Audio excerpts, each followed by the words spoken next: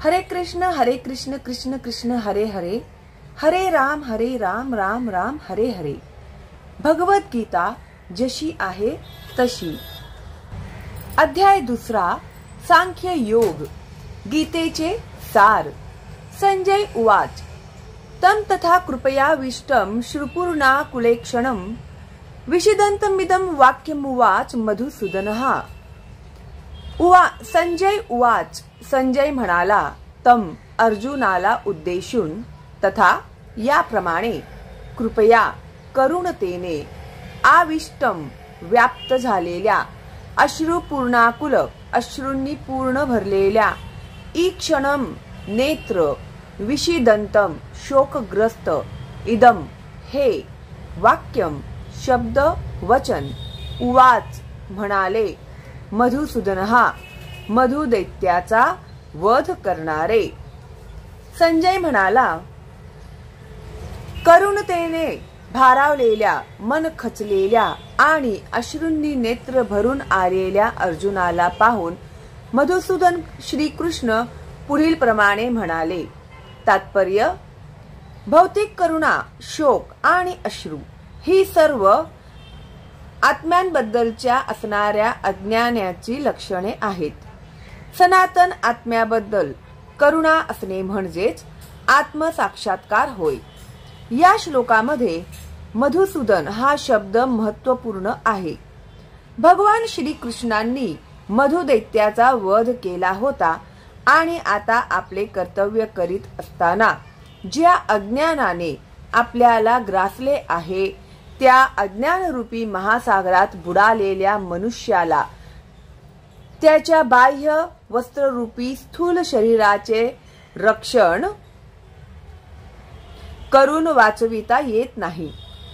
जो हे जाणत नाही आणि केवळ बाह्य वस्त्राबद्दल शोक करतो त्याला शूद्र किंवा अनावश्यक शोक करणारा असे म्हटले जाते।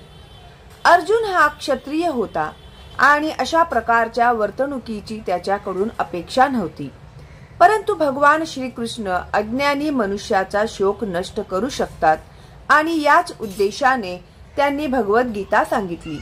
सर्वोच्च अधिकारी भगवान श्रीकृष्ण यांनी सांगितल्याप्रमाणे हा अध्याय आपल्याला भौतिक शरीर आणि आत्मा यांच्या पृथक्करणात्मक विवेचनाद्वारे आत्मसाक्षात्कारासाठी मार्गदर्शन करतो। जेव्हा एखादा मनुष्य सकाम कर्मांप्रती अनासक्त होऊन कार्य करतो आणि आत्म्याच्या संकल्पनेत दृढपणे स्थित होतो त्यालाच या प्रकारच्या साक्षात्कार प्राप्तीची शक्यता आहे। कुतस्त्वा कश्मलमिदं विषमे समुपस्थितम् अनार्यजुष्टम स्वर्गमकीर्तिकरमर्जुनम्। श्री भगवान उवाच, श्री भगवान म्हणाले, कुतः कोठून, त्वा तुला, कश्यलम अशुद्ध, इदम हा शोक,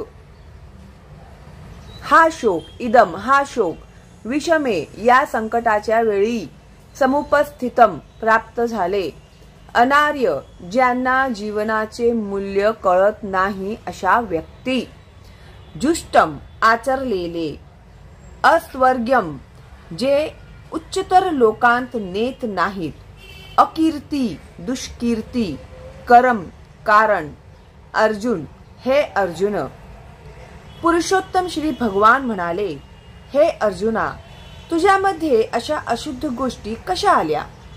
ज्या मनुष्याला जीवनाच्या मूल्यांचे ज्ञान आहे त्याला या गोष्टी मुळीच शोभत नाही।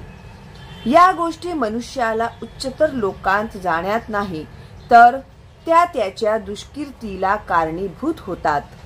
तात्पर्य, कृष्ण म्हणजे पूर्ण पुरुषोत्तम भगवान, म्हणून संपूर्ण गीतेमध्ये श्रीकृष्णांचा उल्लेख भगवान असाच केला आहे। भगवान रूपाचा साक्षात्कार हा परम सत्याच्या साक्षात्कारामध्ये अंतिम साक्षात्कार आहे। परम सत्याचा साक्षात्कार 3 अवस्थांमध्ये होतो: निर्विशेष ब्रह्म, सर्वव्यापी आत्मा परमात्मा किंवा सर्व जीवांच्या हृदयामध्ये स्थित परम सत्याचे स्वरूप आणि भगवान किंवा पुरुषोत्तम भगवान श्री कृष्ण श्रीमद भागवतात 1:2-11 परम सत्याची संकल्पना याप्रमाणे विवेचित करण्यात आली आहे. वदन्ति तत्व विदस्तत्वं यज्ञान मद्वयम् ब्रह्मेति परमात्मेति भगवानीति शब्दते. परमसत्याचे ज्ञान असणारे परमसत्याचा साक्षात्कार ज्ञानाच्या 3 अवस्थांमध्ये करतात आणि या सर्व एकच आहे. परमसत्याच्या अशा अवस्थांना ब्रह्म, परमात्मा आणि भगवान असे म्हटले जाते. ही 3 दिव्य स्वरूपे सूर्याच्या उदाहरणावरून स्पष्ट करता येतात. सूर्यालाही विविध प्रकारची 3 रूपे आहेत. उदाहरणार्थ सूर्यप्रकाश, सूर्याचा पृष्ठभाग आणि प्रत्यक्ष सूर्यलोक. जो केवळ सूर्यप्रकाशाचे अध्ययन करतो तो प्राथमिक अवस्थेतील विद्यार्थी आहे. जो सूर्याच्या पृष्ठभागाला जाणतो तो अधिक प्रगतावस्थेत आहे आणि जो सूर्यलोकामध्येच प्रवेश करतो तो सर्वश्रेष्ठ आहे. सामान्य विद्यार्थी जो केवळ सूर्यप्रकाश, त्याचे विश्वव्यापकत्व आणि निर्विशेष अशा दैदिप्यमान प्रकाशाचे स्वरूप जाणण्यात समाधान मानतात, त्यांची तुलना परमसत्याच्या केवळ ब्रह्मस्वरूपाचा साक्षात्कार करू शकतात त्यांच्याशी करता येईल. जो विद्यार्थी आणखी थोडा प्रगत आहे तो सूर्यगोलाचे स्वरूप जाणू शकतो व त्याची तुलना परमसत्याच्या परमात्मा स्वरूपाचा साक्षात्कार करण्याशी करता येईल. आणि जो सूर्यग्रहाच्या अंतः प्रदेशात प्रवेश करू शकतो त्याची तुलना परमसत्याच्या साकार रूपाचा साक्षात्कार करणाऱ्याशी करता येते. म्हणून सर्व प्रकारचे विद्यार्थी जरी परमसत्य या एकाच विषयाच्या अध्ययनात मग्न असले तरी भक्त किंवा ज्यांनी परमसत्याच्या भगवान स्वरूपाचा साक्षात्कार केला आहे ते सर्वश्रेष्ठ अध्यात्मवादी आहेत. सूर्यप्रकाश, सूर्यगोल आणि सूर्यग्रहातील आंतरिक व्यवहार एकमेकांपासून अलग करता येत नसेल तरी 3 विविध अवस्थांचे अध्ययन करणारे विद्यार्थी एकाच प्रकारचे नसतात. भगवान या संस्कृत शब्दाचे स्पष्टीकरण व्यासदेवांचे पिता महान आचार्य पराशर मुनी यांनी केले आहे. संपूर्ण ऐश्वर्य, संपूर्ण बल, संपूर्ण यश, संपूर्ण सौंदर्य, संपूर्ण ज्ञान आणि संपूर्ण वैराग्य यांनी युक्त अशा सर्वश्रेष्ठ व्यक्तित्वास भगवान असे म्हटले जाते. असे अनेक लोक आहेत जे अत्यंत श्रीमंत, अत्यंत बलवान, अत्यंत सुंदर, अत्यंत प्रसिद्ध, अत्यंत ज्ञानी आणि अत्यंत अनासक्त विरागी आहेत, पण कोणीही ठामपणे सांगू शकत नाही की त्याच्याकडे संपूर्ण ऐश्वर्य, संपूर्ण बल इत्यादी सर्व पूर्ण रूपामध्ये आहे. केवळ श्रीकृष्णच तसे ठामपणे सांगू शकतात, कारण ते पुरुषोत्तम भगवान आहेत. ब्रह्मदेव, भगवान शिव, नारायण किंवा कोणत्याही जीवाकडे श्रीकृष्णां इतके संपूर्ण ऐश्वर्य नाही. म्हणून स्वतः ब्रह्मदेवांनी ब्रह्मसंहितेमध्ये स्पष्टपणे सांगितले आहे की श्रीकृष्ण हेच पुरुषोत्तम श्री भगवान आहेत. त्यांच्या बरोबरीचा किंवा त्यांच्यापेक्षा श्रेष्ठ असा कोणी नाही. तेच आदिपुरुष किंवा भगवान आहेत व गोविंद या नावाने जाणले जातात आणि तेच सर्व कारणांचे परम कारण आहेत. ईश्वरः परमः कृष्णः सच्चिदानंद विग्रहः अनादिरा दीर्घोविंदः सर्व कारण कारणम. भगवंतांच्या गुणांनी संपन्न अशा अनेक व्यक्ती आहेत, परंतु श्रीकृष्ण हेच सर्वश्रेष्ठ आहेत, कारण कोणीही त्यांची बरोबरी करू शकत नाही. तेच परमपुरुष आहेत आणि त्यांचे शरीर शाश्वत, पूर्णपणे ज्ञानमय आणि पूर्णपणे आनंदमयी आहे. सच्चिदानंद तेच आदिपुरुष श्री गोविंद असून सर्व कारणांचे मूळ कारण आहेत. ब्रह्मसंहिता 5.1. श्रीमद भागवतात सुद्धा पूर्ण पुरुषोत्तम भगवान यांच्या अनेक अवतारांची यादी आहे, पण श्रीकृष्णांचे आदि पुरुष श्री भगवान असे वर्णन करण्यात आले आहे व त्यांच्यापासूनच अनेकानेक अवतारांचा विस्तार होतो. एते चांशकलाः पुंसः कृष्णस्तु भगवान स्वयं इंद्रारिव्याकुलं डोकं मृडयंती युगे युगे. या ठिकाणी भगवंताच्या ज्या अवतारांची यादी देण्यात आली आहे ती म्हणजे भगवंतांची विस्तारित रूपे आहेत किंवा त्यांच्या विस्तारित रूपांची अंश रूपे आहेत. पण श्रीकृष्ण हे स्वतः पूर्ण पुरुषोत्तम भगवान आहेत. श्रीमद भागवत 1:3-28. म्हणून परमात्म्याचे आणि निर्विशेष ब्रह्माचे उगमस्थान असणारे श्रीकृष्ण हेच पूर्ण पुरुषोत्तम भगवान परमसत्य आहेत. पूर्ण पुरुषोत्तम भगवंतांच्या उपस्थितीत अर्जुनाचा आपल्या नातलगांबद्दलचा शोक हा निश्चितच अशोभनीय आहे आणि म्हणून श्रीकृष्ण कुत म्हणजेच कोठून या शब्दात आपले आश्चर्य व्यक्त करतात. आर्य म्हणून जाणल्या जाणाऱ्या सुशिक्षित समाजातील व्यक्तींकडून अशा प्रकारचे दौर्बल्य कधीच अपेक्षित नव्हते. आध्यात्मिक ज्ञानावर आणि जीवन मूल्यांवर आधारित असणाऱ्या समाजातील व्यक्तींनाच आर्य हा शब्द लागू पडतो. जीवनाबद्दलच्या भौतिक संकल्पनेने पछाडलेल्या लोकांना जीवनाचे ध्येय हे परमसत्य श्री विष्णू किंवा श्री भगवान यांची प्राप्ती आहे याचे ज्ञान नसते. ते भौतिक जगाच्या बाह्यातकारी रूपामध्ये आकर्षिले गेल्यामुळे त्यांना मुक्ती म्हणजे काय याचे ज्ञानच नसते. ज्या लोकांना भौतिक बंधनातून मुक्त कसे व्हावे याचे ज्ञान नसते त्यांना अनार्य म्हटले जाते. अर्जुन जरी क्षत्रिय असला तरी त्याने युद्ध करण्याचे नाकारल्यामुळे क्षत्रियांना नेमून दिलेल्या कर्तव्यांपासून तो च्युत होत होता. अशा प्रकारची भ्याड वृत्ती ही अनार्यांनाच शोभणारी होती. अशा रीतीने कर्तव्य भ्रष्ट होणे एखाद्याला आध्यात्मिक जीवनामध्ये प्रगती करण्यास सहाय्यक तर होतच नाही आणि या जगतामध्ये कीर्तिमान होण्याची संधी सुद्धा त्याला मिळत नाही. अर्जुनाची आपल्या नातलगांबद्दलची तथाकथित करुणा भगवान श्रीकृष्ण मान्य करीत नाहीत. क्लैब्यमास्म गमः पार्थ नैतत्तयु पपद्यते क्षुद्रम हृदय दौर्बल्यम व्यक्तो तिष्ठ परंतप. क्लैब्यम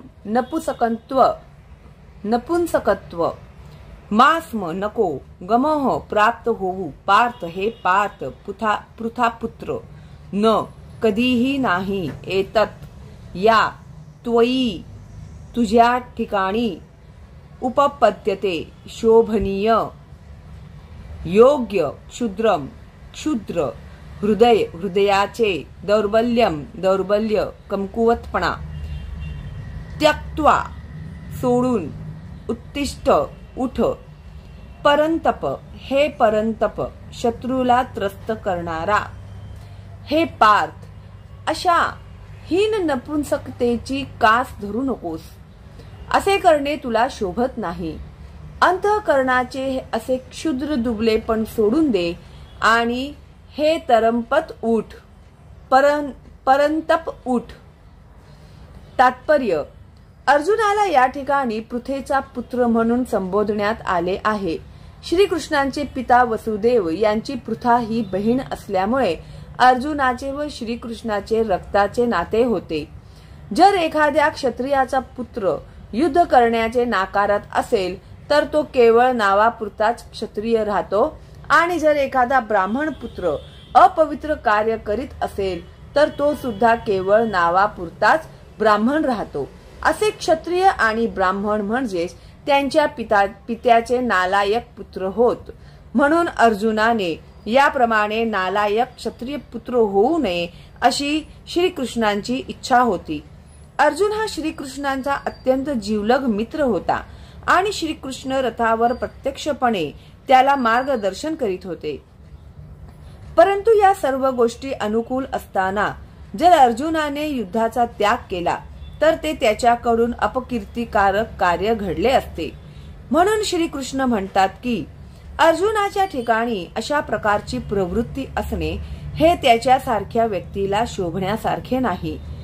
आपल्याला अत्यंत आदरणीय असणारे भीष्म आणि आपले नातलग यांच्याबद्दलच्या आपल्या उदार मनोवृत्तीच्या सबबीवर आपण युद्ध करण्याचे सोडून देतो असा युक्तिवाद अर्जुन कदाचित करील. पण श्रीकृष्णांच्या मताप्रमाणे अशा प्रकारचे औदार्य म्हणजे वास्तविकपणे मनोदौर्बल्यच आहे. अशा प्रकारच्या मिथ्या औदार्याला कोणत्याही अधिकारवंतांनी संमती दिलेली नाही. म्हणून श्रीकृष्णांच्या प्रत्यक्ष मार्गदर्शनाखाली अर्जुनासारख्या व्यक्तींनी अशा प्रकारचे औदार्य आणि तथाकथित अहिंसा यांचा त्याग केला पाहिजे.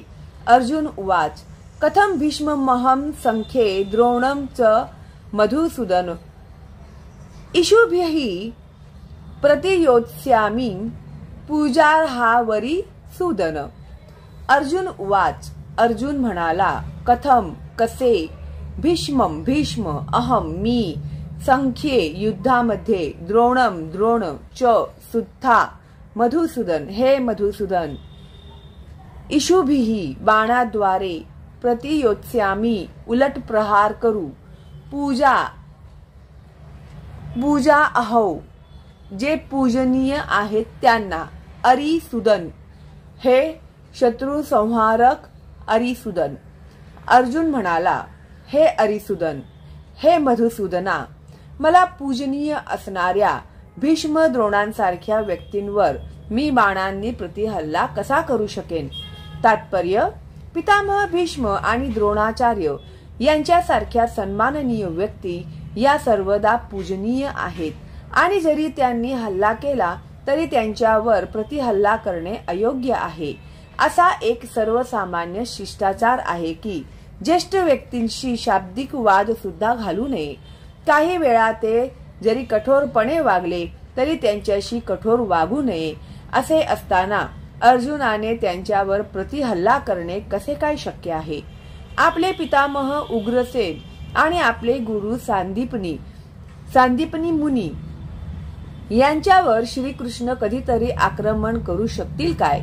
अर्जुनाने श्रीकृष्णाजवळ केलेले हे काही युक्तिवाद आहेत. गुरुन हत्वा ही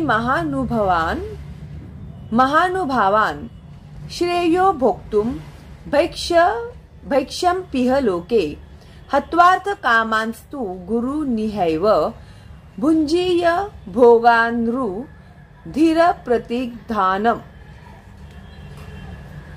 गुरुन ज्येष्ठ व्यक्ती किंवा गुरुजन अहत्वा हत्या न करता ही निश्चितच महानुभावान महात्म्यांना श्रेयस्कर भोक्तुम जीवनाचा उपभोग घेणे भैक्ष्यम भिक्षा मागून अपि जरी इह या जीवनामध्ये लोके या जगात हत्वा हत्या करून अर्थ प्राप्ती कामान इच्छेने तू पण गुरुन ज्येष्ठ व्यक्तींना इह या जगतात एव निश्चितपणे भुंजीय भोगावेच लागेल.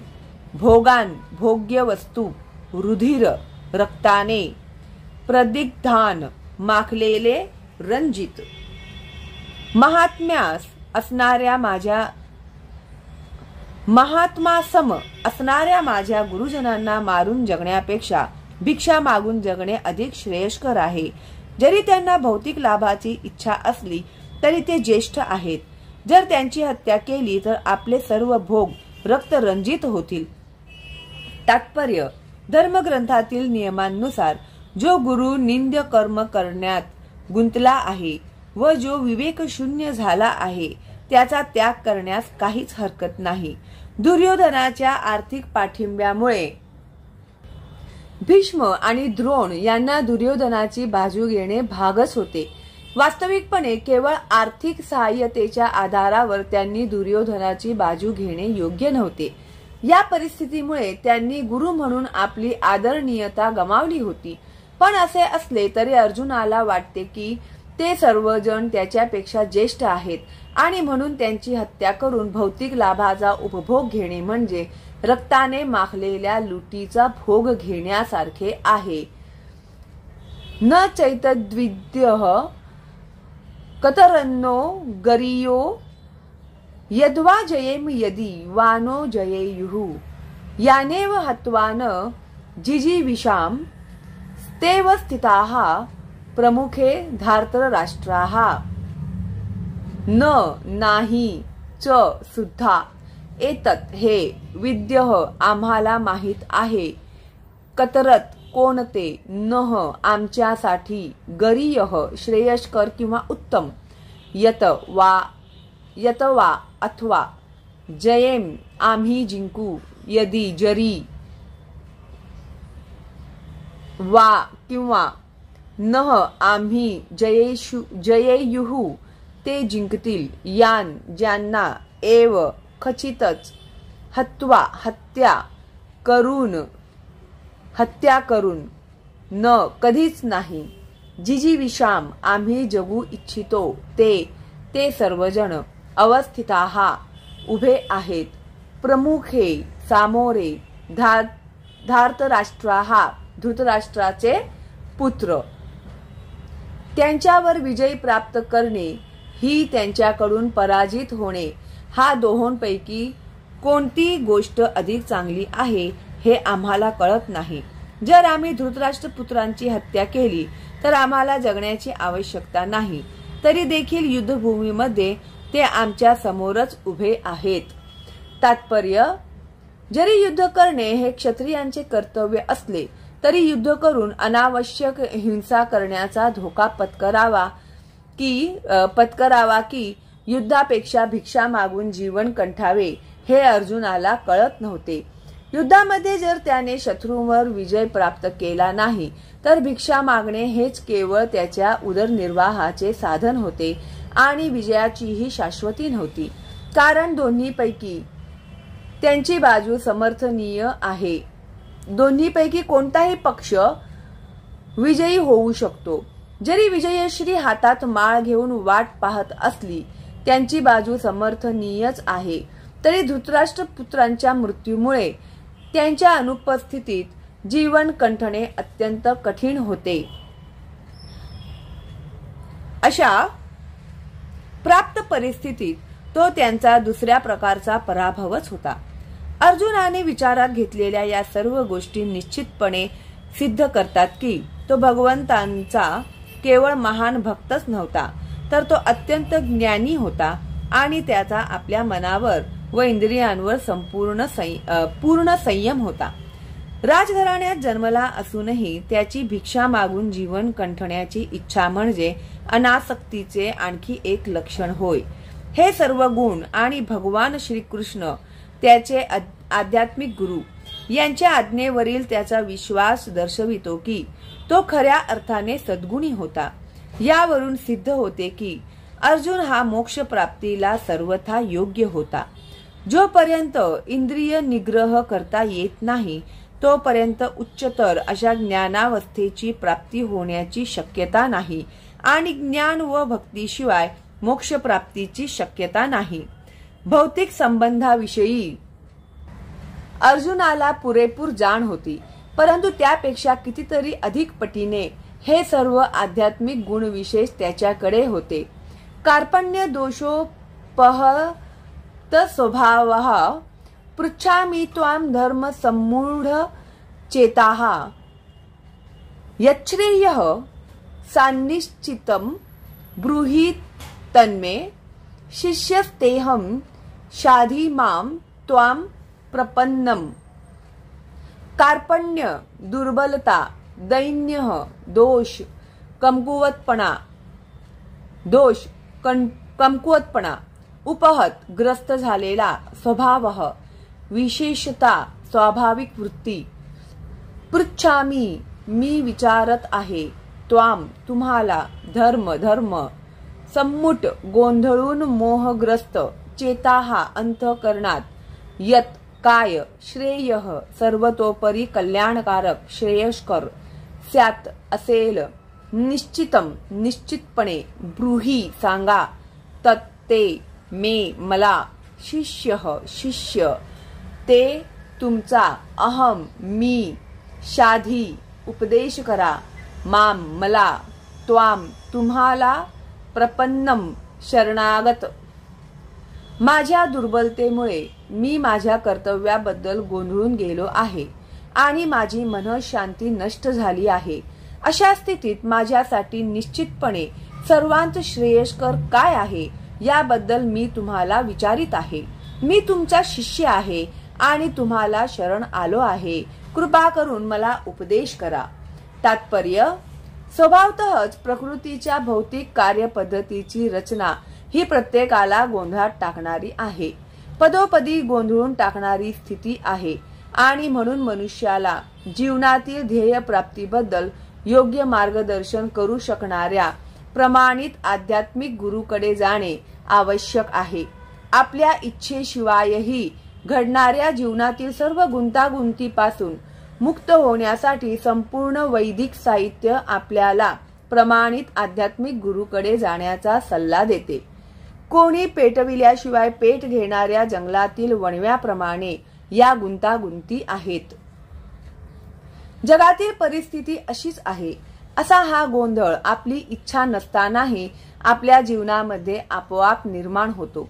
कोणालाही वणवा नको असतो तरीही तो पेट घेतो आणि आम्ही गोंधळूनही जातो. म्हणून वैदिक ग्रंथ आपल्याला उपदेश देतात की जीवनातील गुंतागुंती सोडविण्यासाठी आणि त्या कशा सोडवाव्या याबद्दलचे ज्ञान प्राप्त करण्यासाठी परंपरेतून चालत आलेल्या आध्यात्मिक गुरुकडे जाणे आवश्यक आहे.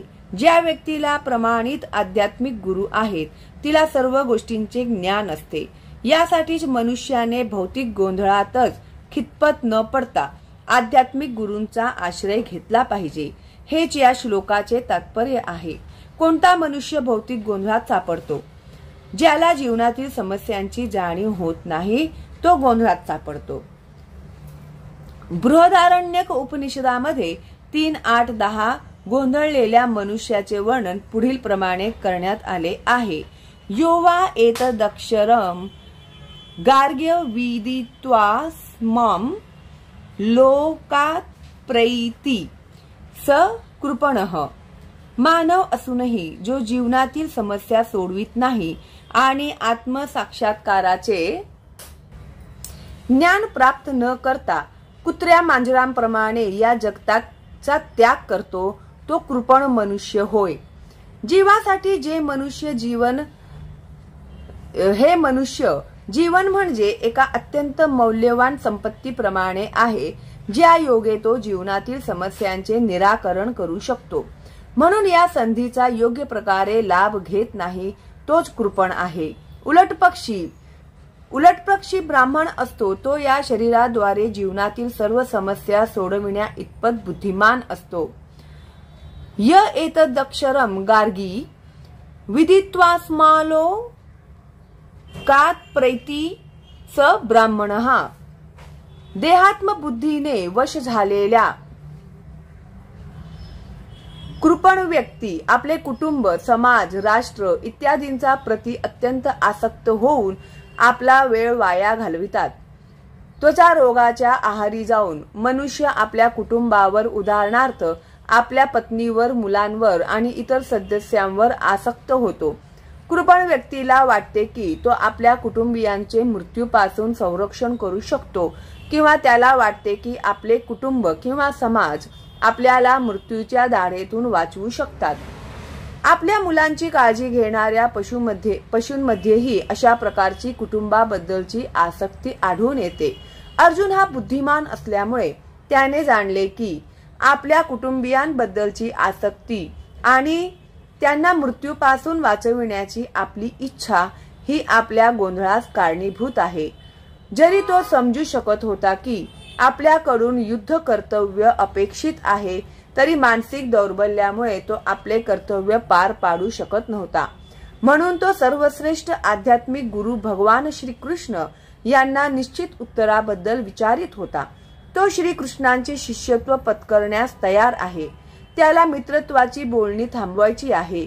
गुरु आणि शिष्य यांच्यामधील संभाषण हे अत्यंत गंभीर असते आणि म्हणून मान्यता प्राप्त आध्यात्मिक गुरुसमोर अर्जुनाला गांभीर्याने बोलावयाचे होते. म्हणून भगवद्गीतेतील ज्ञानाचे श्रीकृष्ण हे आद्य आध्यात्मिक गुरु आहेत आणि गीता जाणणारा अर्जुन हा सर्वप्रथम शिष्य आहे. अर्जुन गीता कशी जाणून घेतो हे गीतेमध्येच सांगण्यात आले आहे. तरी सुद्धा मूर्ख सांसारिक विद्वान म्हणतात की मनुष्याने श्रीकृष्णांना एक व्यक्ती म्हणून शरण जाण्याची आवश्यकता नाही, तर श्रीकृष्णांमधील अजन्मा तत्वाला शरण जाणे आवश्यक आहे. श्रीकृष्णांच्या आंतर व बाह्य स्वरूपांमध्ये काहीही फरक नाही. जो हे जाणत नाही तो जर भगवद्गीता जाणण्याचा प्रयत्न करीत असेल तर तो महामूर्खच होय. नहि प्रपश्यामि ममापनुद्याद यच्छोक मुच्छोषणमिन्द्रियाणाम् अवाप्य भूमाव सपत्न मूर्धम राज्यं सुराणामपि चाधिपत्यम न काही ही खचितच प्रपश्यामी मला दिसते मम माझ्या उपनुद्यात दूर करू शकेल यत जो शोकम शोक उच्छोषणम कोरडे पाडणारा इंद्रियांना अवाप्य प्राप्त होऊन भूमौ पृथ्वीवर अपसत्मम असपत्नम प्रतिस्पर्धी नसलेले वृद्धम समृद्ध किंवा वैभवशाली राज्य सुराणाम देवांचे अपि सुद्धा च आणि आधिपत्यम स्वामित्व ज्या योगे माझ्या इंद्रियांना शुक्ष पाडणाऱ्या शोकाला नाहीसे करता येईल असा उपायच मला दिसत नाही. स्वर्गातील देवांसारखे सार्वभौमत्व असलेले वैभवशाली आणि प्रतिस्पर्धी नसलेले राज्य प्राप्त करून सुद्धा मला या शोकाचे निराकरण करता येणार नाही.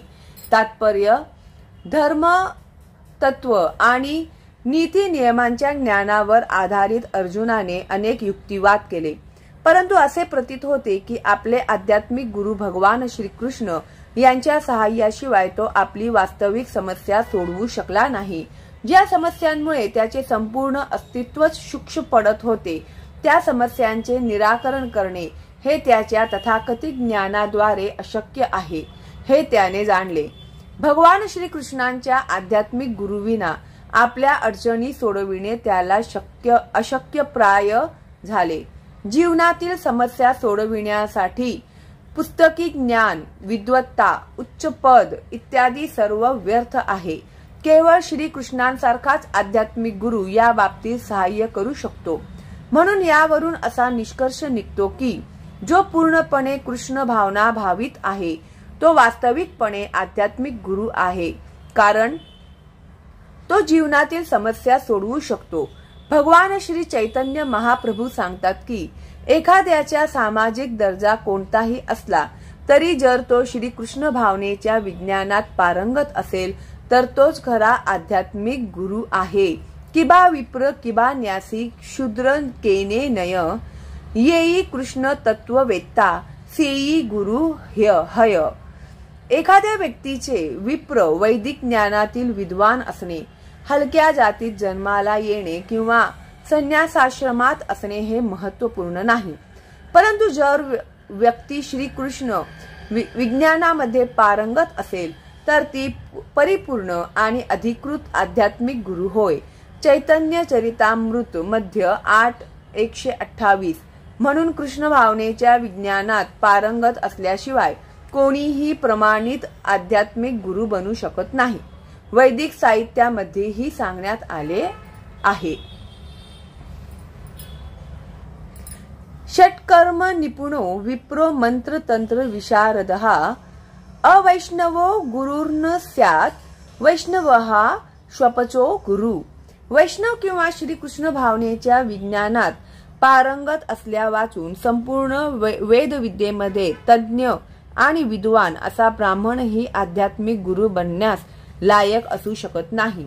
पण एखादी व्यक्ती जरी हलक्या जातीत जन्मली असली तरी ती वैष्णव किंवा कृष्ण भावना भावित असल्यास आध्यात्मिक गुरु बनण्यास योग्य आहे। पद्य पुराण। जन्म, जरा, व्याधी आणि मृत्यू या भौतिक अस्तित्वाच्या समस्यांचा प्रतिबंध धनसंचयाने किंवा आर्थिक समृद्धीने होऊ शकत नाही।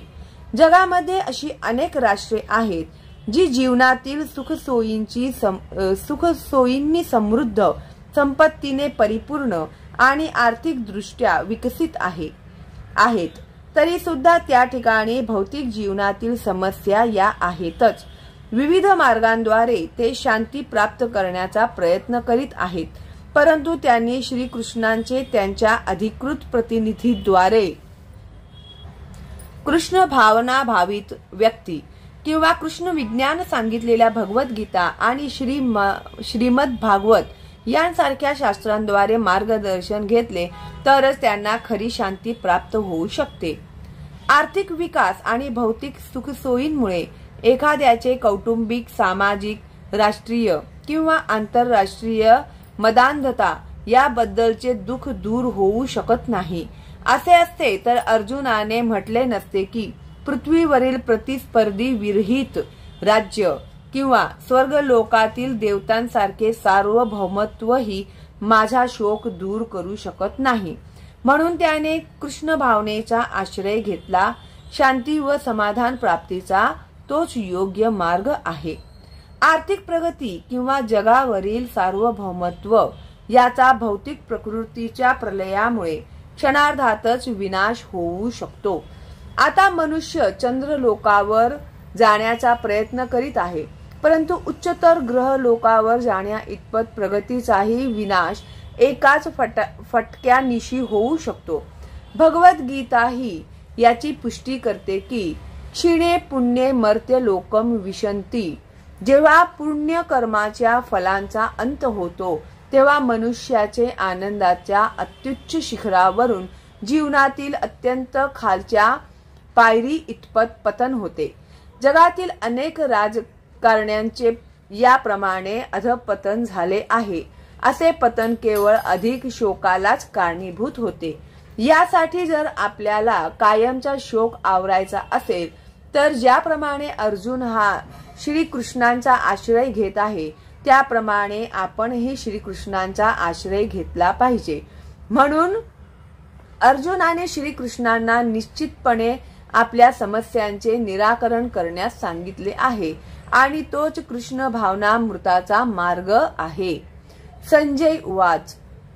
एवं मुक्त्वा हृषिकेशं गुडाकेशः परन्तपः न योत्स्य इति गोविंद मुक्त्वा तुष्णीं बभूवः।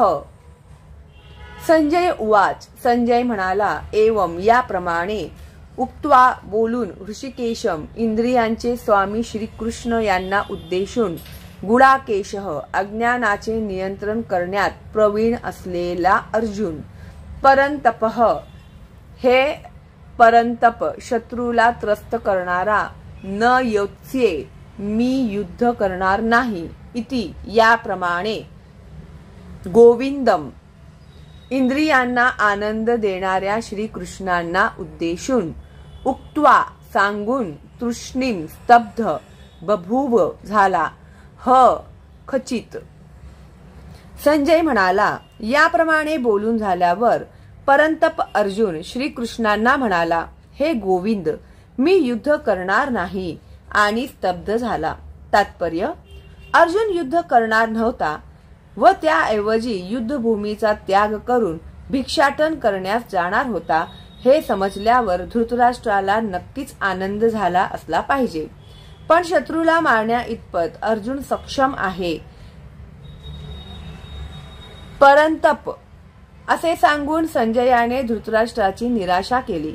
थोड्या वेळापुरता जरी अर्जुन आपल्या कुटुंबावरील प्रेमामुळे व्याकुळ झाला होता, तरी तो शिष्य म्हणून परमश्रेष्ठ आध्यात्मिक गुरु श्री कृष्ण यांना शरण गेला. यावरून असे दिसून येते की थोड्याच कालावधीत तो कौटुंबिक आसक्तीमुळे उत्पन्न झालेल्या मिथ्या शोकातून मुक्त होईल आणि आत्मसाक्षात्काराच्या ज्ञानाने किंवा कृष्ण भावनेने परिपूर्ण होऊन निश्चितपणे युद्ध करील. याप्रमाणे धृतराष्ट्राच्या आनंदात विरजणच पडले, कारण श्रीकृष्णांनी अर्जुनाला ज्ञान प्रदान केल्यामुळे तो शेवटपर्यंत युद्ध करील. तमुवाच हृषिकेशः प्रहसन्नीव भारत सेनयोरुभयोर्मध्ये विषिन्दमिदं वचः. तम त्याला उद्देशून उवाच म्हणाले हृषिकेशः, इंद्रियांचे स्वामी श्री कृष्ण प्रहसन स्मितहास्य करीत, इव जणू काय भरतवंशज हे धृतराष्ट्र सेनयोः सैन्याच्या उभयोः दोन्ही बाजूंच्या मध्ये विषिदंतम शोकमग्न इदम पुढील प्रमाणे वचः शब्द किंवा वचन. हे भरतवंशजा, त्यावेळी दोन्ही सैन्यांच्या मध्ये उभे राहून हास्य करीत श्रीकृष्ण खिन्न झालेल्या अर्जुनाला याप्रमाणे म्हणाले. तात्पर्य: ऋषिकेश आणि गुडाकेश या दोन घनिष्ठ मित्रांमध्ये संभाषण चालले होते. मित्र या नात्याने दोघेही एकाच पातळीवर होते, पण त्यांच्यापैकी एकाने स्वेच्छेने दुसऱ्याचे शिष्यत्व पत्करले. श्रीकृष्ण हसले, कारण एका मित्राने शिष्यत्व पत्करले होते. सर्वांचे अधिपती या नात्याने ते नित्य सर्वांच्या पेक्षा ज्येष्ठ आहेत. तरी सुद्धा भक्तासाठी भगवंत हे मित्र, पुत्र किंवा प्रियकर यांपैकी कोणताही संबंध ठेवण्यास सदैव तयार असतात. पण जेव्हा त्यांचा गुरु म्हणून स्वीकार करण्यात आला, तेव्हा ते गुरु बनले आणि शिष्यांबरोबर त्यांनी गुरुप्रमाणेच गंभीर संभाषण केले.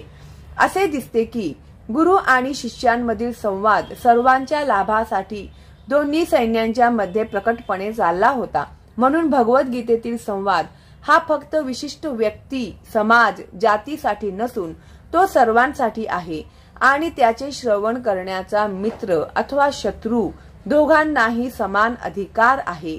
श्री भगवान उवाच अशोच्यान नशोचस्त्वं प्रज्ञावादांश्च भाषसे गुतासून गतासूंच सुश्च नानुशोचन्ति पंडिताः. भगवान उवाच, श्री भगवान म्हणाले, अशोच्यान जे शोक करण्यास योग्य नाही. अन्वशोचः तू शोक करीत आहेस. त्वं तू प्रज्ञावादान पांडित्यपूर्ण बोलणी च सुद्धा भाषसे तू बोलतोस. गत मुकलेल्या गेलेल्या असून प्राण अगत न गेलेल्या असून प्राण च सुद्धा न कधीच नाही. अनुशोचंती शोक करतात. पंडिताः पंडित किंवा ज्ञानी लोक.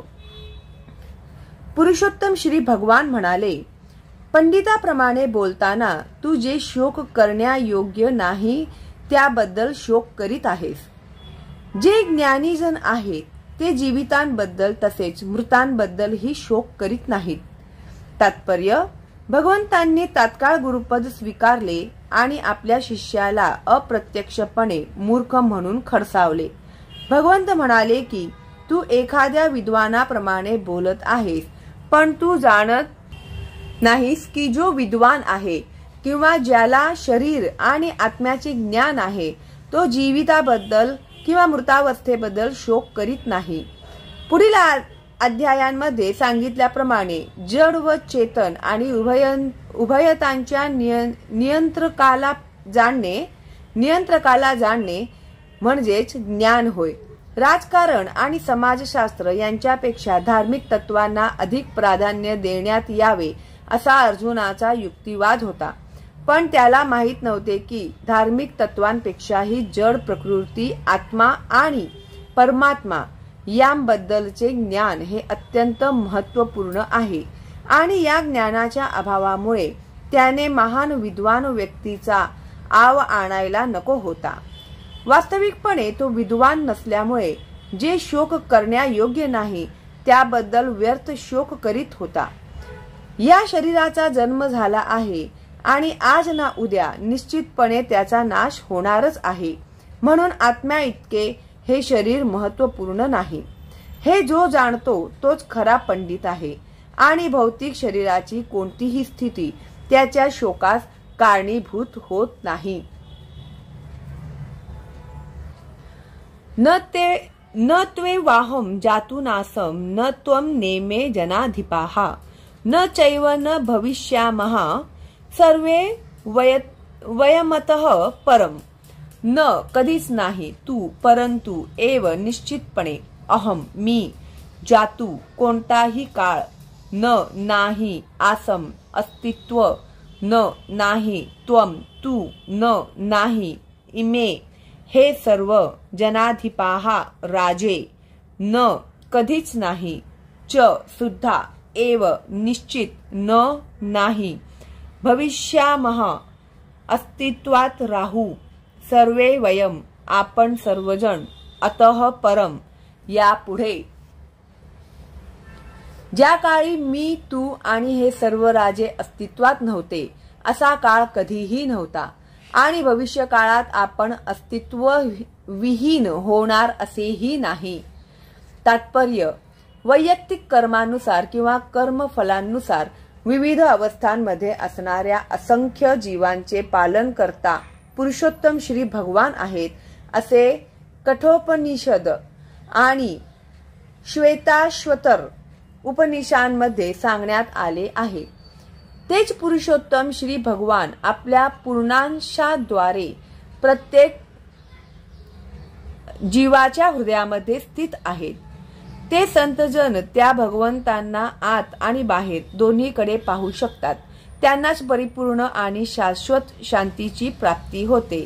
कठोपनिषद 2:2-13. नित्यो नित्यानां चेतनानां एको बहुनां यो विद्याति कामान तमात्वमस्थं येनुपश्यन्ति धीरास्तेषां शांतीहि शाश्वती नेतरेषाम. अर्जुनाला जे वैदिक सत्य सांगण्यात आले ते जगातील सर्व व्यक्तींनाही, विशेष करून ज्यांच्याकडे वास्तविकपणे अतिशय तोकडे ज्ञान आहे पण स्वतः विद्वान असल्याचा देखावा करतात, त्यांना सांगण्यात आले आहे. भगवान स्पष्टपणे सांगतात की ते स्वतः, अर्जुन आणि युद्धभूमीवर जमलेले राजे या सर्वांचे शाश्वत वैयक्तिक अस्तित्व असते आणि बद्ध अथवा मुक्त या दोन्ही अवस्थांमधील सर्व जीवांचे भगवंत हेच नित्य पालन करता आहेत. पुरुषोत्तम श्री भगवान हे परम पुरुष आहेत आणि भगवंतांचा नित्य सहचर अर्जुन व उपस्थित राजे हे सर्व शाश्वत जीवात्मा आहेत. भूतकाळात ते अस्तित्वात नव्हते असे नाही आणि ते शाश्वत नित्य व्यक्ती राहणार नाहीत असेही नाही. त्यांचे व्यक्तिमत्व भूतकाळात अस्तित्वात होतेच आणि हे व्यक्तित्व भविष्य काळातही अखंडपणे चालू राहीलच. म्हणून कोणाबद्दलही शोक करण्याचे कारण नाही. मायावादी तत्वज्ञान सांगते की मोक्षानंतर जीवात्मा हा मायेच्या आवरणापासून अलग होतो आणि निर्विशेष ब्रह्मामध्ये विलीन होऊन आपले अस्तित्व गमावतो. पण या सिद्धांताला सर्वश्रेष्ठ अधिकारी भगवान श्रीकृष्णांनी या ठिकाणी पुष्टी दिली नाही. तसेच फक्त बद्धावस्थेतच आपण वैयक्तिक अस्तित्वाचा विचार करतो या सिद्धांतालाही या ठिकाणी पुष्टी मिळत नाही. उपनिषदांत सांगितल्याप्रमाणेच या ठिकाणी श्रीकृष्ण सुद्धा सांगतात की भविष्य काळातही भगवंत आणि इतरांचे स्वतंत्र अस्तित्व निरंतर चालूच राहील. श्रीकृष्णांचे हे विधान अधिकृत आहे कारण श्रीकृष्ण भ्रमित होण्याचा प्रश्नच उद्भवत नाही. जर जीवाचे स्वतंत्र अस्तित्व ही वास्तविकता नसती तर भविष्य काळातील जीवाच्या स्वतंत्र व्यक्तित्वावर श्रीकृष्णांनी इतका जोर दिलाच नसता. यावर प्रतिवाद करण्यासाठी मायावादी म्हणू शकतील की श्रीकृष्णांनी स्वतंत्र व्यक्तित्वाबद्दल सांगितलेले वचन आध्यात्मिक नसून भौतिक आहे. जरी हा युक्तिवाद मान्य केला की व्यक्तित्व हे भौतिक आहे, तरी श्रीकृष्णांच्या स्वतंत्र व्यक्तित्वाबद्दल काय? श्रीकृष्ण आपल्या भूतकाळातील स्वतंत्र अस्तित्वाबद्दल खात्रीपूर्वक सांगतात आणि भविष्य काळातील स्वतंत्र अस्तित्वाबद्दल ही निश्चिती देतात. श्रीकृष्णांनी आपले स्वतंत्र व्यक्तित्व अनेकविध रीतींनी निश्चितपणे सिद्ध केले आहे आणि निर्विशेष ब्रह्म हे त्यांच्याहून गौण आहे असे घोषित करण्यात आले आहे. श्रीकृष्णांनी आपले स्वतंत्र व्यक्तित्व सर्वत्र कायम ठेवले आहे. जर त्यांचा अहंकारी सामान्यबद्ध जीव म्हणून स्वीकार केला तर त्यांनी सांगितलेल्या भगवद्गीतेला प्रमाणित शास्त्र म्हणून काहीच किंमत राहत नाही. मानवी दुर्बलतेच्या 4 दोषांनी युक्त सामान्य मनुष्य श्रवण योग्य ज्ञानाबद्दल शिक्षण देण्यास असमर्थ आहे. भगवद्गीता ही सामान्य अशा साहित्याहून श्रेष्ठ आहे. कोणत्याही भौतिक जडवादी पुस्तकाची भगवद्गीतेशी तुलना होऊ शकत नाही. जेव्हा एखादा श्रीकृष्णांचा सामान्य मनुष्य म्हणून स्वीकारतो तेव्हा भगवद्गीतेचे सर्व महत्त्व नाहीसे होते. मायावादी असा युक्तिवाद करतात की या श्लोकात जे अनेकत्व सांगितले आहे ते केवळ रूढीला धरून आहे आणि ते शरीराला उद्देशून सांगण्यात आले आहे. परंतु या पूर्वीच्या श्लोकामध्ये अशा प्रकारच्या शारीरिक संकल्पनेचे पूर्णपणे खंडन करण्यात आले आहे. जीवांच्या शारीरिक संकल्पनेची पूर्वीच निंदा केल्यावर पुन्हा शरीर विषयक रूढीला चिकटून असणारे विधान श्रीकृष्णांद्वारे केले जाणे कसे शक्य आहे? म्हणून स्वतंत्र व्यक्तित्व आध्यात्मिक स्तरावर आधारित आहे आणि याची पुष्टी श्री रामानुजाचार्यासारख्या इतर आचार्यांनीही केली आहे. गीतेत अनेक ठिकाणी स्पष्टपणे सांगण्यात आले आहे की जे भगवंतांचे भक्त आहेत तेच या स्वतंत्र आध्यात्मिक अस्तित्वाबद्दल जाणू शकतात. पुरुषोत्तम श्री भगवान म्हणून श्री कृष्णांचा जे द्वेष करतात ते या महान ग्रंथामध्ये खऱ्या अर्थाने प्रवेश करूच शकत नाहीत. अभक्ताद्वारे भगवद्गीतेतील शिकवणूक जाणण्याचा प्रयत्न म्हणजे मधमाशीने मधाची बाटली बाहेरून चाटल्याप्रमाणेच आहे. ज्याप्रमाणे एखाद्याला मधाची बाटली उघडल्या वाचून त्यातील मधाची चव घेता येत नाही, त्याचप्रमाणे या ग्रंथातील 4थ्या अध्यायामध्ये सांगितल्याप्रमाणे भगवत भक्ताशिवाय इतर कोणीही भगवद्गीता जाणूच शकत नाही. तसेच ज्या व्यक्ती भगवंतांच्या अस्तित्वाबद्दल द्वेष करतात त्यांनाही गीतेमधील रहस्याला स्पर्शही करणे शक्य नाही. म्हणून गीतेवरील मायावादी टीका ही परमसत्याबद्दल अत्यंत दिशाभूल करणारी आहे. श्री चैतन्य महाप्रभूंनी मायावादी भाष्य वाचण्यास मनाई केली आहे आणि असेही सूचित आहे की जो अशा मायावादी तत्वज्ञानाचा स्वीकार करतो तो गीतेतील वास्तविक रहस्य जाणण्यास असमर्थ ठरतो. जर स्वतंत्र व्यक्तित्व भौतिक सृष्टीशी संबंधित असते तर भगवंतांनी गीतोपदेश करण्याची काहीच आवश्यकता नव्हती. स्वतंत्र जीव आणि भगवंत यांचे अनेकत्व ही वास्तविकता आहे आणि वर सांगितल्याप्रमाणे वेदांमध्ये याची पुष्टी करण्यात आली आहे.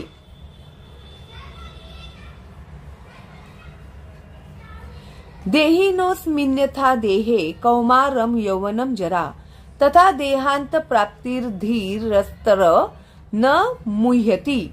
देहिनः देहधारी आत्म्याला अस्मिन यात तथा यथा ज्याप्रमाणे देहे शरीरामध्ये कौमारम बालपण, यौवनम तारुण्य, जरा वार्धक्य म्हातारपण तथा त्याप्रमाणे देह अंतर शरीराचे स्थानांतर, प्राप्तीही प्राप्ती, धीरः धीर मनुष्य तत्र त्यामुळे न कधीच नाही, मुह्यती मोहित होतो.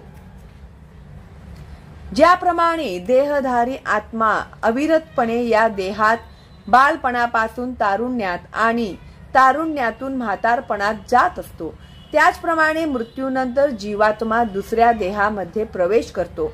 अशा स्थित्यंतरामुळे धीर मनुष्य गोंधळून जात नाही. तात्पर्य: प्रत्येक जीव हा स्वतंत्र देहधारी आत्मा असल्यामुळे तो प्रत्येक क्षणी आपले शरीर बदलत असतो. तात्पर्य: प्रत्येक जीव हा स्वतंत्र देहधारी आत्मा असल्यामुळे तो प्रत्येक क्षणी आपले शरीर बदलत असतो. या बदलांमुळे तो कधीच बालकाप्रमाणे, कधी तरुणाप्रमाणे, तर कधी म्हाताऱ्याप्रमाणे दिसून येतो. असे असले तरी तोच जीवात्मा तेथे असतो आणि त्याच्यामध्ये कोणताही बदल घडून येत नाही. अंततः हा जीवात्मा मृत्यूनंतर शरीर बदलतो आणि दुसऱ्या शरीरात स्थानांतरित होतो. जीवात्म्याला पुढच्या जन्मामध्ये आध्यात्मिक किंवा भौतिक शरीर मिळणार हे निश्चित आहे आणि यासाठीच भीष्म, द्रोण यांच्याबद्दल अतिशय आस्था असणाऱ्या अर्जुनाला त्यांच्या मृत्यूमुळे शोकाकुल होण्याचे काहीच कारण नव्हते. उलट ते वृद्ध शरीरातून नवीन शरीरात स्थानांतर करून नवतारुण्य प्राप्त करीत असल्यामुळे अर्जुनाने आनंदित व्हायला हवे होते. शरीरातील अशा बदलांमुळे एखाद्याला त्याच्या आयुष्यातील कर्मानुसार सुख किंवा दुःख प्राप्त होते. म्हणून भीष्म व द्रोण थोर व्यक्ती असल्यामुळे त्यांना नक्कीच पुढील जन्मी आध्यात्मिक देहाची प्राप्ती होणार होती किंवा निदान भौतिक जगतातील श्रेष्ठ प्रतीचा उपभोग घेण्यासाठी स्वर्ग लोकांची तरी प्राप्ती होणारच होती. याप्रमाणे कोणत्याही बाबतीत शोक करण्याचे कारणच नव्हते. ज्या मनुष्याला जीवाची मूळ स्थिती परमात्मा आणि आध्यात्मिक तसेच भौतिक प्रकृतीचेही परिपूर्ण ज्ञान असते त्या मनुष्याला धीर किंवा ज्ञानी मनुष्य असे म्हणतात. असा मनुष्य शरीराच्या स्थित्यंतरामुळे कधीच गोंधळून जात नाही. जीवात्म्याचा एकात्मवाद हा मायावादी सिद्धांत मान्य करता येत नाही, कारण जीवात्म्याचे तुकडे करता येत नाही. अशा प्रकारे जीवात्म्याचे विभाजन झाले असते तर परमात्माही विभाजनीय झाला असता. पण यामुळे परमात्मा हा अपरिवर्तनीय आहे या सिद्धांतांचे उल्लंघन झाले असते. परंतु गीतेमध्ये निश्चितपणे सांगितल्याप्रमाणे परमात्म्याचे अंश नित्य अस्तित्वात असतात, सनातन आणि त्यांना क्षर म्हटले जाते, कारण त्यांच्यामध्ये भौतिक प्रकृतीत पतन होण्याची प्रवृत्ती असते. हे अंशात्मक जीव नित्य अंशात्मकच राहतात आणि मुक्तीनंतरही ते अंशच राहतात. पण मोक्षप्राप्तीनंतर जीवात्मा हा भगवंताबरोबर ज्ञान आणि आनंदमयी असे शाश्वत जीवन जगतो. प्रत्येक व्यक्तिगत शरीर स्थित असलेल्या परमात्म्याला प्रतिबिंबाचा सिद्धांत लागू करता येतो. तो जीवात्म्याहून भिन्न असतो. आकाशाच्या पाण्यातील पडलेल्या प्रतिबिंबाप्रमाणे सूर्य, चंद्र आणि तारे दिसून येतात. तारकांची तुलना जीवात्म्यांशी करता येते तर चंद्र किंवा सूर्याची तुलना परमेश्वराशी करता येते. वैयक्तिक स्वतंत्र जीवाचे प्रतिनिधित्व अर्जुनाने केले आहे तर परमात्मा स्वतः भगवान श्री कृष्ण आहेत. 4थ्या अध्यायाच्या प्रारंभी असे दिसून येईल की ते एकाच स्तरावर नाहीत, तर अर्जुन किंवा श्रीकृष्ण एकाच पातळीवर असते आणि श्रीकृष्ण अर्जुनापेक्षा श्रेष्ठ नसते, तर त्यांच्यामधील गुरु शिष्य हा संबंध अर्थहीन ठरतो. जर दोघेही मोहित होणारे असते तर त्यांच्यातील एकाने शिष्य आणि दुसऱ्याने गुरु बनण्याची काहीच आवश्यकता नव्हती. असा उपदेश निरुपयोगीच ठरला असता, कारण मायेच्या तावडीत कोणीच प्रमाणित गुरु बनू शकत नाही. अशा परिस्थितीत मान्य केले पाहिजे की श्रीकृष्ण हे भगवान आहेत आणि मायेने मोहित झालेला जीवात्मा अर्जुन याच्यापेक्षा ते श्रेष्ठ आहेत. मात्रा स्पर्शास्तु कौंतेय शीतोष्ण सुख दुःख दाहा आगमापायिनो नित्यास्ताम स्थितिक्षस्व भारत. मात्रा स्पर्शाहा इंद्रिय विषयांची जाणीव.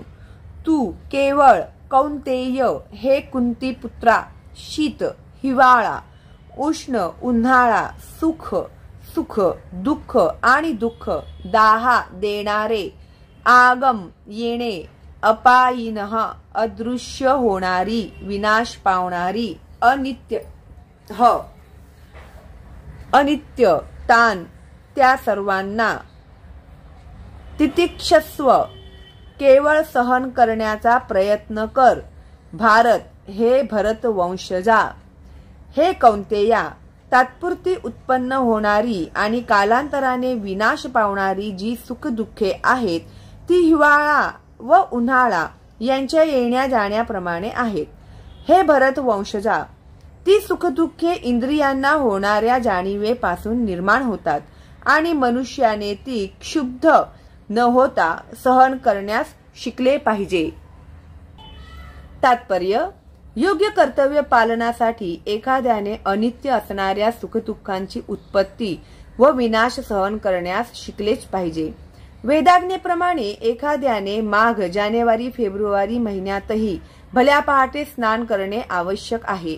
त्यावेळी अतिशय थंडी असते, तरीही जे धार्मिक तत्वांचे पालन करतात ते अशा वेळी स्नान करण्यास मागे पुढे पाहत नाहीत. त्याचप्रमाणे मे जून महिन्यातील कडक उन्हाळ्यातही स्त्री ही स्वयंपाकघरात स्वयंपाक करण्यास मागे पुढे पाहत नाही. प्रतिकूल हवामानातही मनुष्याने आपले कर्तव्य पालन केलेच पाहिजे. त्याचप्रमाणे युद्ध करणे हे क्षत्रियांचे धार्मिक तत्व आहे आणि जरी एखाद्या क्षत्रियाला आपला मित्र किंवा नातेवाईक यांच्याबरोबर युद्ध करावे लागले तरी त्याने त्याच्या नियत कर्मापासून ढळू नये. ज्ञान स्तरापर्यंत उन्नत होण्यासाठी एखाद्याने नियत विधी विधानांचे पालन करणे आवश्यक आहे. कारण केवळ ज्ञान आणि भक्तीद्वारेच मनुष्य मायेच्या तावडीतून स्वतःला मुक्त करू शकतो. अर्जुनाला ज्या 2 नावांनी या ठिकाणी संबोधण्यात आले आहे ते सुद्धा महत्त्वपूर्ण आहे. त्याला कौंतेय नावाने संबोधण्यामुळे त्याच्या आईच्या बाजूकडील थोर रक्ताच्या नातेवाईकांचा बोध होतो आणि भारत या नावाने संबोधण्यामुळे त्याच्या पित्याकडील असणाऱ्या महानतेचा बोध होतो. दोन्ही बाजूंनी त्याचा वारसा थोर होता. थोर वारशामुळे योग्य कर्तव्य पालनाची जबाबदारी वाढते. म्हणून अर्जुन युद्ध करण्याचे टाळू शकत नाही. यम हि न व्यथयन्त्येते पुरुषम पुरुषर्षभ, समसुख दुःखम धीरम सो मृतत्वाय कल्पते. यम ज्याला, ही निश्चित, न कधीच नाही. व्यथयंती व्यथित होणे किंवा विचलित होणे. येते या सर्व, पुरुषम पुरुषाला, पुरुष ऋषभ हे पुरुष श्रेष्ठा, सम अविचल किंवा समान, दुःख दुःखामध्ये, सुखम सुखामध्ये, धीरम धीर विवेकी, सह तो, अमृतत्वाय मुक्तीसाठी, कल्पते योग्य होतो. हे पुरुष श्रेष्ठा अर्जुना, जो मनुष्य सुख आणि दुःख यांनी विचलित होत नाही आणि दोन्ही अवस्थांमध्ये स्थिर असतो तो मोक्ष प्राप्तीसाठी निश्चितपणे योग्य आहे. तात्पर्य: आध्यात्मिक साक्षात्कारामधील उच्चतर अवस्थेची प्राप्ती करण्याच्या निश्चयात जो दृढ आहे आणि सुखदुःखाचे आघात जो समभावाने सहन करतो तो खचितच मोक्ष प्राप्तीस प्राप्त आहे. वर्णाश्रम संस्थेमध्ये जी चौथी अवस्था संन्यासाश्रम आहे ती अत्यंत खडतर अवस्था आहे. पण जो आपले जीवन परिपूर्ण करण्याबद्दल प्रामाणिक आहे तो सर्व अडचणींना न जुमानता संन्यासाश्रम स्वीकारतो. कौटुंबिक नाते तोडल्यामुळे आणि पत्नी व मुले बाळे यांच्या संपर्काचा त्याग करण्यामुळे साधारणपणे अडचणी उद्भवतात. परंतु जर कोणी अशा अडचणी सहन करण्यास समर्थ असेल तर निश्चितपणे आत्मसाक्षात्काराच्या मार्गात तो पूर्णत्व प्राप्त करतो. त्याचप्रमाणे जरी आपल्या कुटुंबियांशी किंवा प्रियजनांशी लढणे कठीण असले तरी अर्जुनाने आपल्या क्षत्रिय धर्माच्या कर्तव्य पालनात चिकाटीने प्रयत्न करणे आवश्यक आहे असा त्याला उपदेश देण्यात आला आहे. श्री चैतन्य महाप्रभूंनी वयाच्या 24व्या वर्षी संन्यास ग्रहण केला आणि त्यांच्यावर अवलंबून असणारी त्यांची तरुण पत्नी आणि वृद्ध माता यांची देखभाल करण्यास कोणीच नव्हते. तरी सुद्धा उच्चतर हेतुप्रीत्यर्थ त्यांनी संन्यास घेतला व ते आपल्या श्रेष्ठ अशा कर्तव्य पालनात दृढ होते. भौतिक बंधनातून मुक्ती प्राप्त करण्याचा तोच एकमात्र मार्ग आहे. नासतो विद्यते भावो ना भावो विद्यते सतः उभयोरपि दृष्टोन्तस्त्व नयोस्तत्त्वं दर्शिभिः. न कधीच नाही, असतः जे असत आहे ते, विद्यते आहे, भावः चिरस्थायित्व, न कधीच नाही, अभावः बदलण्याचा गुणधर्म, विद्यते आहे, सतः जे शाश्वत आहे त्याचा, उभयोः दोहोंचा, अपि खरोखरच, दृष्टः पाहिलेला आहे, अंतः निर्णय, निष्कर्ष, तू निसंदेह, अनयोः या दोन्हींचा, तत्व सत्याचा, दर्शीभिः साक्षात्कारी.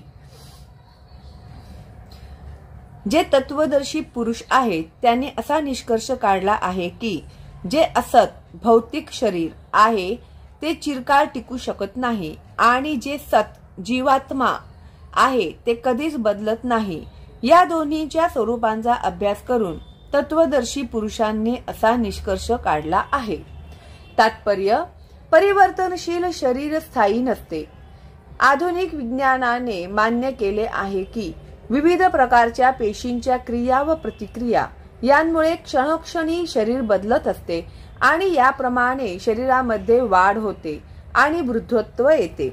पण शरीर आणि मनामध्ये जरी सर्व प्रकारचे बदल झाले तरी जीवात्मा नित्य स्थायी राहतो. पदार्थ आणि आत्मा यांमध्ये हाच भेद आहे. स्वभावतः शरीर नेहमी बदलत असते आणि आत्मा शाश्वत असतो. निर्विशेषवादी आणि सविशेषवादी या दोन्ही तत्वदर्शी पुरुषांनी हा निर्णय प्रस्थापित केला आहे. विष्णू पुराणामध्ये 2:12-38 सांगण्यात आले आहे की विष्णू व त्यांचे धाम या सर्वांना स्वयंप्रकाशित आध्यात्मिक अस्तित्व आहे. ज्योतिषी विष्णुर्भुवनानी विष्णुः. सत व असत हे शब्द केवळ आत्मा आणि पदार्थाला उद्देशून आहेत. सर्व तत्वदर्शी लोकांचे हेच प्रतिपादन आहे. अज्ञानाने प्रभावित झालेल्या सर्व जीवांना जो उपदेश भगवंतांनी केला आहे त्यांचा आरंभ येथपासूनच होतो. अज्ञान नाहीसे करणे म्हणजे पूजक व पूजनीय यांच्यातील शाश्वत संबंध प्रस्थापित करणे. तसेच अंशरूप जीव आणि पुरुषोत्तम श्री भगवान यांच्यातील भेद जाणून घेणे होय. कोणताही मनुष्य प्रथम स्वतःला जाणून घेऊन भगवंतांचे स्वरूप जाणू शकतो. जीव आणि भगवंत यांच्यातील संबंध अंश आणि अंशी किंवा अंश व पूर्ण यांच्यातील संबंधाप्रमाणे असतो.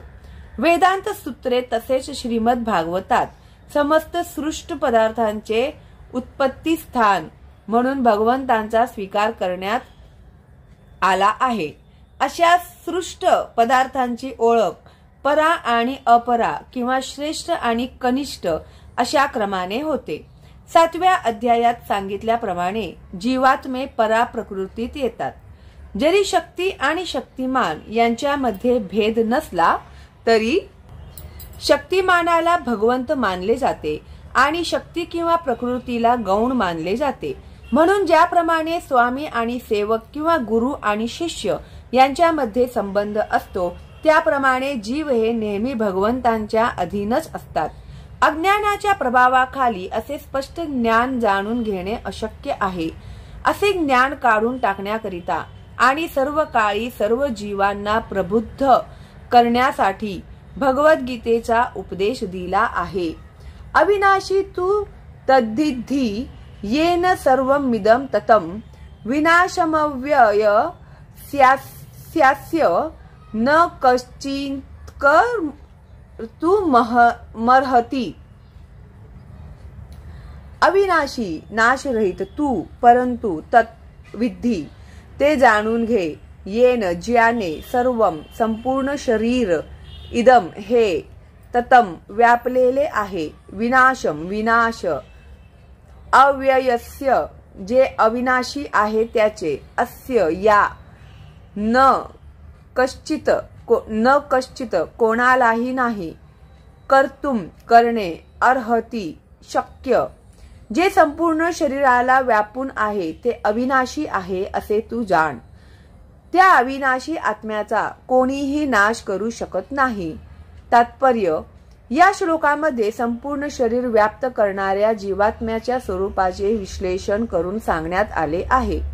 संपूर्ण शरीरात चैतन्य पसरलेले आहे हे कोणीही जाणू शकतो. शरीराला अंश किंवा पूर्ण रूपामध्ये होणाऱ्या सुखदुःखाची जाणीव प्रत्येकाला असते.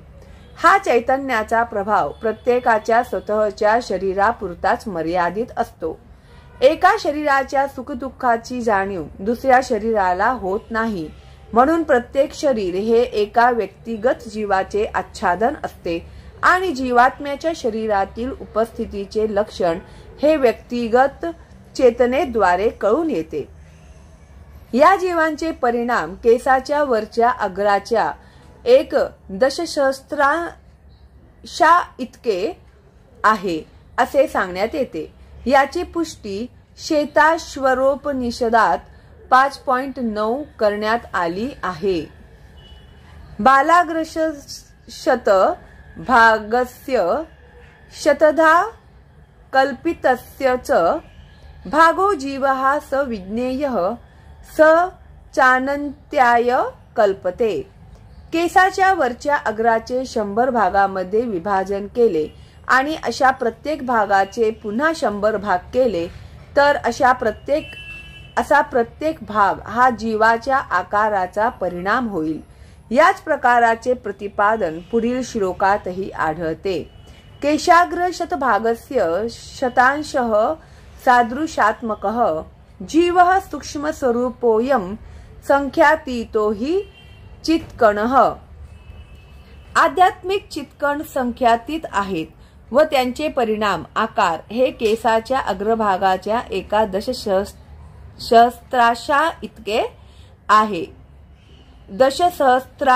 इतके आहे. म्हणून व्यक्तिगत आत्मरूपी चित्कण हा भौतिक अणुपेक्षाही सूक्ष्म आहे आणि असे असंख्य चित्कण आहेत. हे अतिसूक्ष्म आध्यात्मिक स्फुलिंग आणि भौतिक शरीराचे आधारभूत तत्व आहे आणि ज्याप्रमाणे एखाद्या औषधातील कार्यकारी तत्वाचा प्रभाव पूर्ण शरीरभर पसरतो त्याचप्रमाणे या आध्यात्मिक स्फुलिंगाचा प्रभाव संपूर्ण शरीरभर पसरतो. जीवात्म्याचा हा ओघ संपूर्ण शरीरभर चेतना रूपाने अनुभवास येतो आणि हा अनुभव म्हणजेच जीवात्म्याच्या अस्तित्वाचा पुरावा आहे. चेतनाविरहित भौतिक शरीर म्हणजे मृत शरीर हे कोणतीही सामान्य व्यक्ती समजू शकते आणि कोणत्याही भौतिक प्रक्रियेद्वारे या चेतनेचे शरीरामध्ये पुनरुत्थान करता येत नाही. म्हणून चेतना ही कोणत्याही भौतिक गोष्टीच्या संमिश्रणामुळे नसून आत्म्यामुळे असते. मुंडकोपनिषदामध्ये 3.1.9 आण्विक जीवात्म्याच्या परिणामासंबंधी अधिक विश्लेषण करण्यात आले आहे. एषणुरात्मा चेतसा वेदितव्यो यस्मिन् प्राणः पंचधा संविशेष प्राणश्चिन्तं सर्वमोतं प्रजानां यस्मिन् विशुद्धे विभयत्येष आत्मा. आत्म्याचा आकार परमाणु रूप आहे आणि त्याला पूर्ण बुद्धीद्वारे जाणता येते. हा परमाणु रूप 5 प्रकारच्या प्राणांत प्राण, अपान, व्यान, समान आणि उदान तरंगणारा आत्मा हृदयात स्थित असतो आणि देहधारी जीवांच्या संपूर्ण शरीरावर त्याचा प्रभाव पडलेला असतो. जेव्हा आत्मा 5 प्रकारच्या भौतिक प्राणांपासून पवित्र होतो तेव्हा त्याचा आध्यात्मिक प्रभाव दृग्गोचर होतो. विविध आसनांद्वारे पवित्र जीवात्म्याला घेरणाऱ्या 5 प्रकारच्या प्राणांचे नियंत्रण करणे हे हठयोगाचे प्रयोजन आहे. हा योग भौतिक लाभाकरिता नसून सूक्ष्म जीवात्म्याला भौतिक वातावरणाच्या गुंतागुंतीतून मुक्त करण्याकरिता आहे. म्हणून संपूर्ण वैदिक साहित्यामध्ये अनुरूप जीवात्म्याचे स्वरूप मान्य करण्यात आले आहे आणि कोणत्याही सुज्ञ मनुष्याला प्रत्यक्ष व्यवहारामध्ये याचा अनुभव येतो. केवळ अक्कलशून्य व्यक्तीच हा परमाणु रूप जीवात्मा सर्वव्यापी विष्णुत्व आहे असे म्हणू शकते. परमाणुरूपी जीवात्म्याचा प्रभाव संपूर्ण शरीरभर पसरू शकतो. मुंडकोपनिषदाप्रमाणे हा अणुरूप आत्मा प्रत्येक जीवाच्या हृदयामध्ये स्थित आहे. हा अणुरूप आत्म्याचे मोजमाप करणे हे भौतिक वैज्ञानिकांच्या ग्रहणशक्तीच्या पलीकडे आहे आणि त्यामुळेच ते मूर्खपणाने प्रतिपादन करतात की आत्मा अस्तित्वातच नाही. व्यक्तिगत अणुरूप आत्मा हा परमात्म्यासहित निश्चितपणे हृदयामध्ये आहे आणि म्हणूनच शारीरिक हालचालींसाठी लागणारी संपूर्ण शक्ती शरीराच्या या भागातूनच उत्सर्जित होते. फुफ्फुसापासून प्राणवायू वाहून नेणाऱ्या पेशी आत्म्याकडून शक्ती प्राप्त करतात. जेव्हा जीवात्मा या ठिकाणाहून निघून जातो तेव्हा शरीरातील रक्तोत्पादनाचे कार्य थांबते. वैद्यकीय विज्ञान तांबड्या पेशींचे महत्त्व मान्य करते, पण शक्तीचे उगमस्थान हे आत्मा आहे याबद्दल ते निश्चितपणे सांगू शकत नाही. तरी सुद्धा वैद्यकशास्त्र मान्य करते की हृदय हे शरीरास आवश्यक शक्तीचे उगमस्थान आहे. परमात्म्याच्या अशा अनुरूप अंशाची तुलना सूर्यप्रकाशातील अणूंशी केली आहे. सूर्यप्रकाशामध्ये असंख्य तेजोमय अणू असतात. त्याचप्रमाणे भगवंतांची अंशरूपे म्हणजे भगवंतांच्या किरणातील आण्विक स्फुलिंग आहेत. त्यांना प्रभा किंवा पराशक्ती असे म्हटले जाते. म्हणून कोणी वैदिक ज्ञानाचा पुरस्कर्ता असो अथवा आधुनिक विज्ञानाचा पुरस्कर्ता असो, तो शरीरातील आत्म्याचे अस्तित्व अमान्य करू शकत नाही. पुरुषोत्तम श्री भगवंतांनी स्वतः भगवद्गीतेमध्ये या आत्म्याच्या विज्ञानाचे वर्णन विस्तृतपणे केले आहे.